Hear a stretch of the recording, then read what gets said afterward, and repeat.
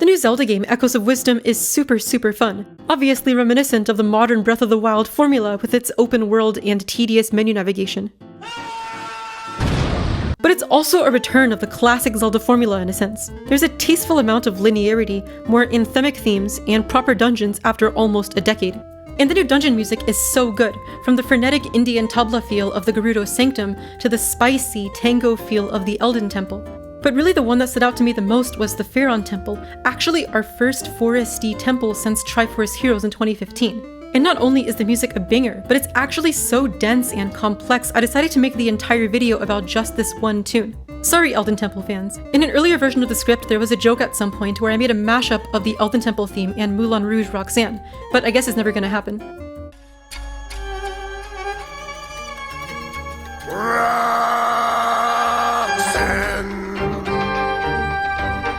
you don't have to put on that red light.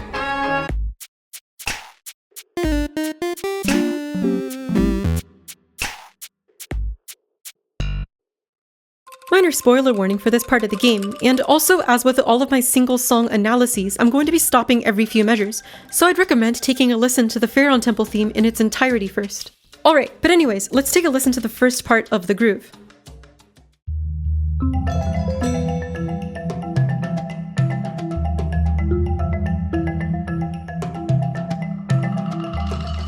There's already a lot of things happening here.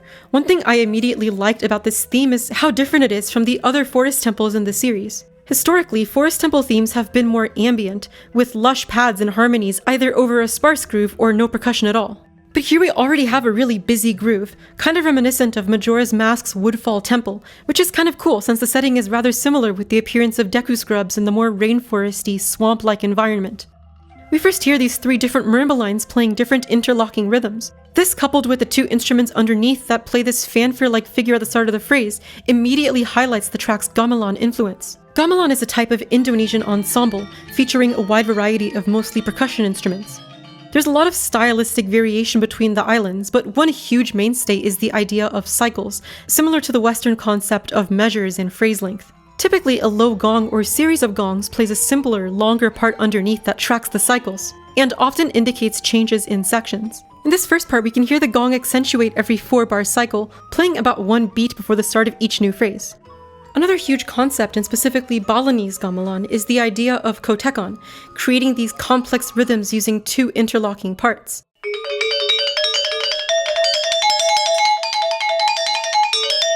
One half, Polos, typically plays the on-beats, while the other half, Songsi, typically plays the more syncopated off-beats. We have three marimbas here kind of filling that role, and though it's not entirely clear which part or parts is meant to be Polos or Songsi, we can see how they kind of fill in the gaps the other parts leave.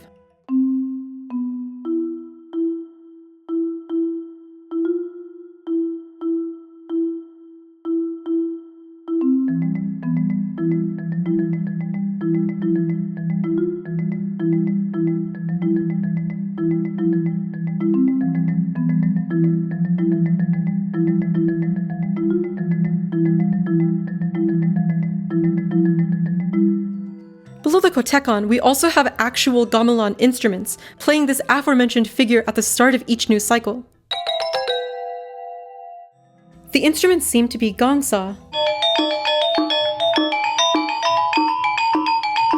and ryong. Two instruments also featured in Balinese gamelan. Not gonna lie though, gamelan has a lot of metallophones, and I could be completely wrong, so if anyone knows what these actually are, please let me know in the comments. But what I am certain about is the scale in which all of these instruments are playing. All of these notes in the intro across the different instruments adhere to the Pelog scale, specifically a 5-note motive Pelog called Pelog Selisir.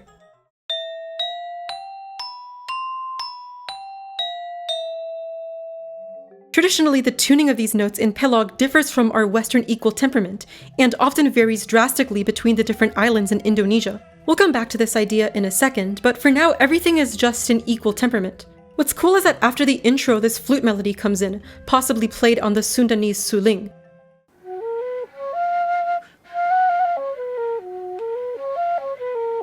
Which also completely adheres to E Pelog.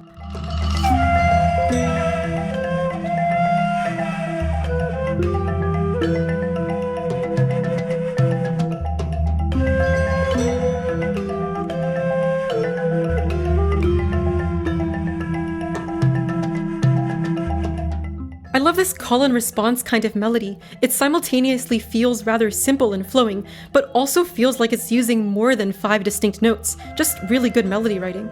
These next 4 bars are rather interesting. The suling dips out and we have this rather intriguing effect. This kind of reversed bell synth comes in after the start of the phrase, playing these fast, rising major triads.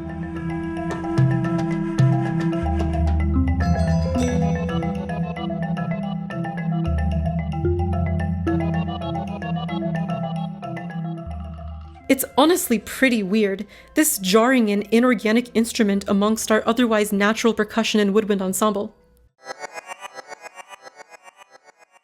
It's also our first instance thus far of something breaking Pelog, and it really breaks Pelog, but it's not really in a different key or anything. The rising major chords make it so this part doesn't imply any scale or tonality in itself. It just feels like an effect, and it also creates a polymeter.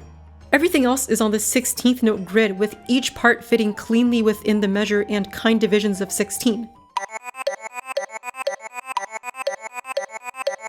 But this part is on a cycle of 5 16th notes. It doesn't cleanly divide 16, and on top of that doesn't start on beat 1, so it feels so stuttery and like it spills into the next measure awkwardly.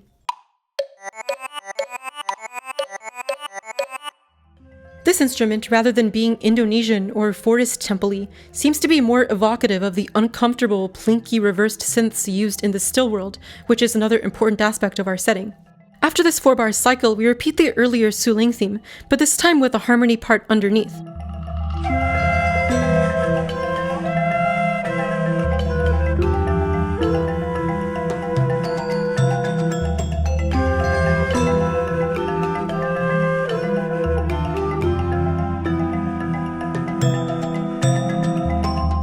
It's ostensibly very similar to the earlier section, but there are so many subtle changes. First, the flute lines. These first notes are slightly detuned, with this first C played slightly sharp and the F slightly flat, making the interval feel like it's closing in on the following E and C. It's interesting because it's definitely deliberate. It happens again in the following measure. In terms of why though, there could be a few reasons. As mentioned previously, Pelog tuning often differs from 12-tone equal temperament, and this could be used as a kind of nod to that. But also, in Balinese gamelan, each instrument is often built in pairs and tuned slightly differently from one another to give a kind of shimmery quality and illusion of a larger ensemble. Take a listen to 2 gongsas tuned the same versus slightly differently from one another.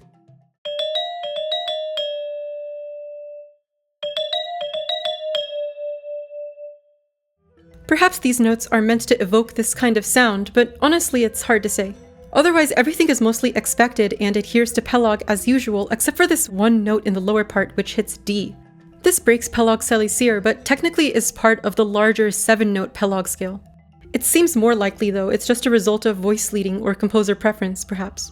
In between the 2 phrases, in the gongsa we get this little counter melody. It looks like it also breaks Pelog, introducing an A and B flat, but it's actually still Pelog Selisir, just now rooted on A instead of E. These 2 slightly different modes heard at the same time adds a level of intrigue and almost foreshadows something we'll see a bit later. After this, the marimba kotekon also changes. Marimba 3 has a slightly different pattern.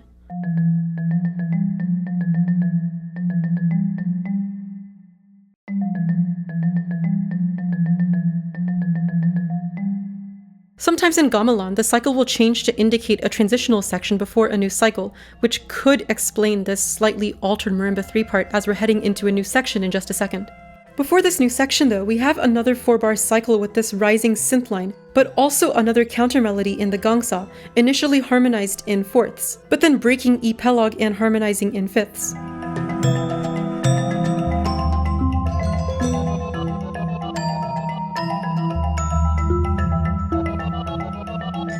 We can also kind of see a trend of instability in the tonality, starting in that earlier section where the synth was introduced, then with that brief A Pelog line, and now here where the gongsa just plays these chromatic 5ths that don't seem to adhere to any identifiably Indonesian scales. The instability reaches critical mass at the end of this section, playing a descending chromatic scale with E Pelog underneath before taking us into the next section.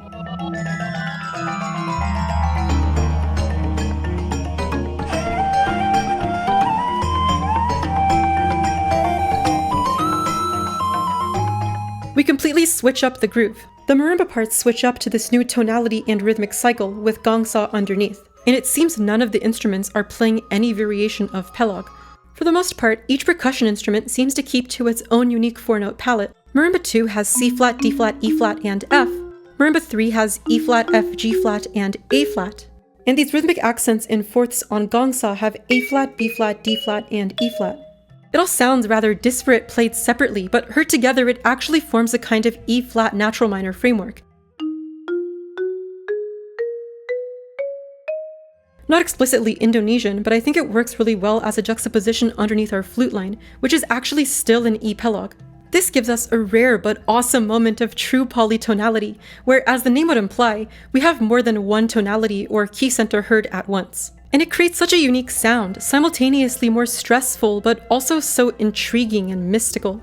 That bit of crunch from the melodies G and B rubbing against the rhythm sections G-flats and B-flats just feels so, I don't know, spacey. It's kind of like that one video where your right ear has Mozart but your left ear has the Bible in Chinese. It doesn't make any sense on paper, but after listening to it, you start to see the vision. Okay, but anyways, afterwards, an additional wind instrument dovetails off the end of the suling lines, still adhering to E-pelog. As a side note, I actually spent so long trying to figure out what this instrument could possibly be, and I couldn't figure it out. I'm fairly certain it's not Indonesian, but if anyone knows what it is, please let me know. But this wind instrument takes us into the next phrase, breaking E-pelog with the A-flat at the start of the measure.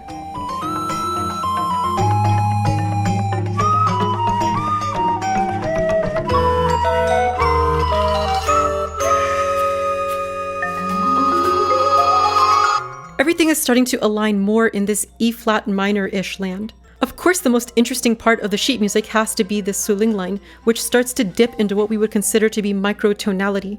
This E-flat is low by about an eighth tone, or rather 1/4 of the way between E-flat and D respectively. So I guess E 5/4 flat, E flat 0.25. I wish there was an easier name for this. We then get a G half flat, an E quarter flat, and then another E 5/4 flat.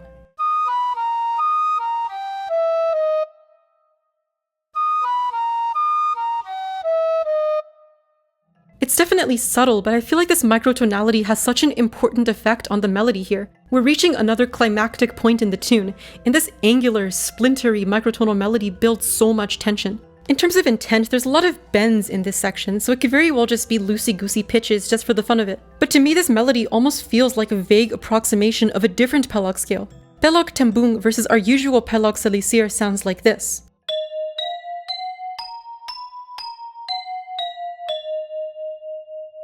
This mode of pelog is more common in Javanese gamelan, and to me sounds a bit darker, fitting of this section. It doesn't quite perfectly adhere, especially with these microtonal alterations, but it feels close enough that it may be the intent. After this, we have a sequence of sorts where the suling falls while the other wind instrument rises by fourth. Then the suling plays the same thing slightly higher, while the other part goes down by a half step, creating a contrary motion of sorts.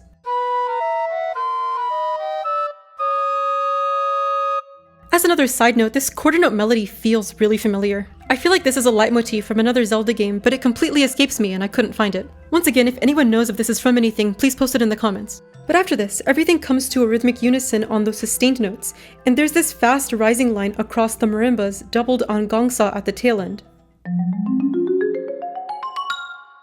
I love this, it's just literally pelog selisir, but this time rooted on F, which we haven't seen yet. It feels very warm in this context, and it's our first and pretty much only overtly pelog scale in the tune. In fact, I only noticed the tune was in pelog in the first place after I first heard this. This line takes us into this more sparse section, which introduces a bass clarinet ostinato and a frenetic clarinet melody which comes in a bit later.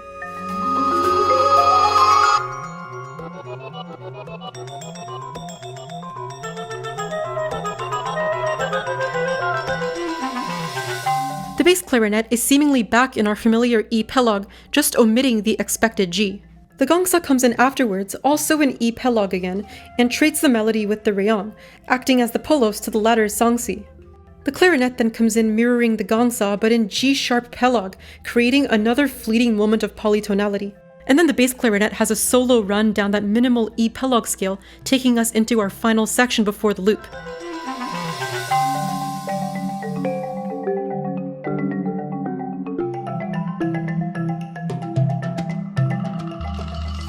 This This final section resembles the kotekon scene in the beginning, with the marimbas having the same rhythm, but the tonality has changed. Both marimbas are now in F-sharp pelog, with the marimba 2 playing a slightly altered version of the earlier melody. But once again we have polytonality, because the fourths in the reyong are in B pelog, just missing the B. And it feels really apparent. On the start of the phrase, you immediately get the C in the top voice of the reyong against the C sharp in the top voice of the marimbas. It creates this final strained and disconnected feeling. These lines are familiar, but they've been warped into something mostly unrecognizable. This tension only lasts for these 2 measures, however, as it then resolves into the usual kotekon from the intro, restarting the loop. I haven't really talked about this tune's appearance in the game much, but overall, it makes it one of my favorite tracks in any Zelda game. It's so sonically unique, but also so fitting of the setting. Gamelan works well here, of course, because of obvious environmental similarities between the Faron wetlands and Indonesia. But more abstractly, I think Gamelan works well for this ancient temple that was pulled into the still world. Gamelan is this ornate orchestra, and is traditionally played for, among other things, religious ceremonies. It's clear the temple is important, but its origin and purpose aren't really explained in-game, other than as an impromptu cotton candy factory.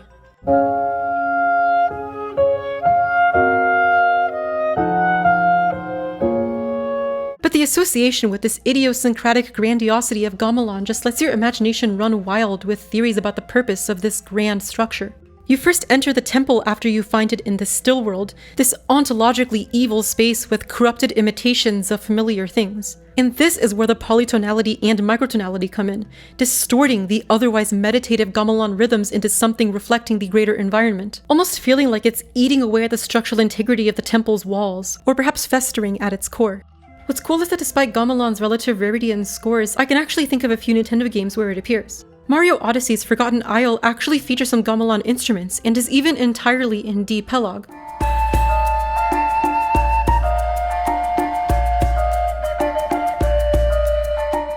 But it's even appeared in a few Zelda games already. Twilight Princess uses a gamelan sample in the Twilight theme, meant to give this otherworldly quality to the overworld overrun by Twilight.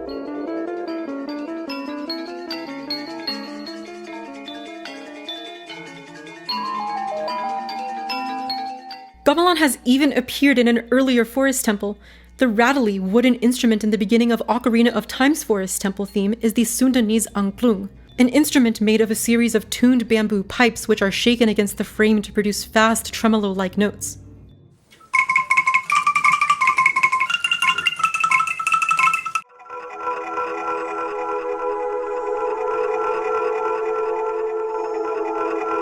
And what's even cooler is that I just realized while writing this, the angklung even appears in the Faron Wetlands theme in this very game as the main melodic instrument.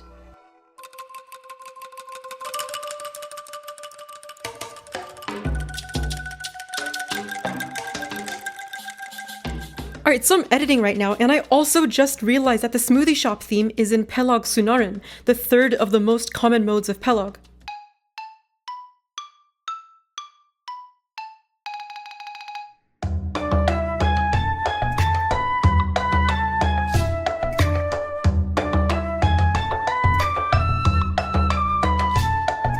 This is actually so cool because the smoothie guy is a business scrub, presumably also from the Faron Wetlands, and it's an insanely subtle but amazing cohesion across these themes.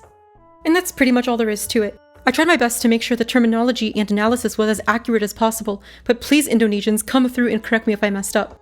Gamelan is just so dang cool, and it's always refreshing to get to talk about non-Western music theory every so often. Honestly, there were a few other dungeon themes I was considering talking about, but I'm just way too biased. I've been enamored with gamelan ever since watching Benson play gamelan instruments during his drum solo in Regular Show, which coincidentally transpired exactly like my reaction to hearing the Faron Temple theme for the first time.